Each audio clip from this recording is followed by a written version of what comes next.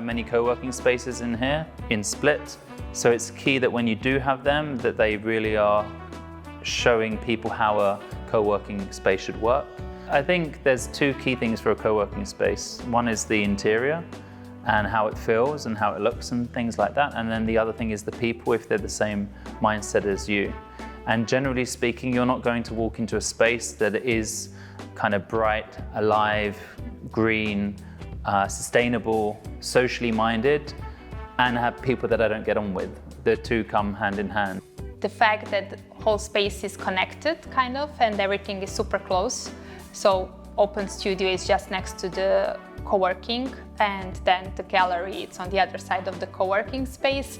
It kind of enables this flow of people, but also of the activities. For people who come here, they really enjoy it. You can easily get to know people. It gives them more opportunities that they expected, like, you know, to not just to network, but also to learn new things, to get involved in some of our events or workshops. Aside from the plants, you have all of their posters and their paintings and their exhibitions as well, which just breathes life into the space. When I arrived here, they're all full of creativity, and they give choices, and they all discuss, and everybody's opinion is valued. So I really like it. Before this, I worked plenty of student jobs, and one that I can remember the most to compare with this is the working in the shopping mall. And I never liked shopping malls because they are closed, there's no natural air inside, it's all industrial. And I was never happy inside because there's no natural light, nothing living there except the human beings.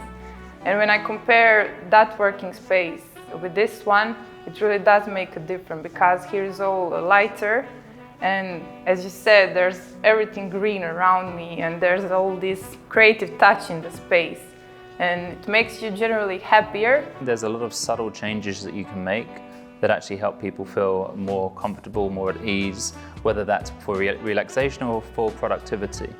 So when you go into a space where there is green, where there are kind of different elements around you, when you have that moment where you stop working, you need to think for a bit, and you're just sat there with your surroundings. If it's just blank walls, I don't know, then maybe you have a blank mind. But when you're sat there and, like I said, you're almost in the outdoors, you don't feel like you're in an office, and for lots of people, offices seem to be a bit like a prison, right? 4 walls and that's it. People say that you need to look at green to rest your eyes and just rest your mind. So I think it gives you opportunity to make this small break or to take a pause. They've got their hostel for plants, so you can drop your plants off and they're looked after while you're away on a holiday, which is really cool because that's again about nurturing and caring for the community. I mean, we did have a really good feedback regarding the plants because people come in and they see that everything is green and you have so many plants here. As an organization, they've had a really good impact here, and they're a great case study to share with other people because they demonstrate how a non-profit organization can develop their own idea, their own program, their own identity, whilst offering stuff that's great for, say, society, culture and stuff, and on a private side, so more of a social enterprise way of working. So I think for Split, it's great to have somewhere like this. I hope it keeps on going, and seriously, I hope in the future it's bigger and can maybe be the co-working space.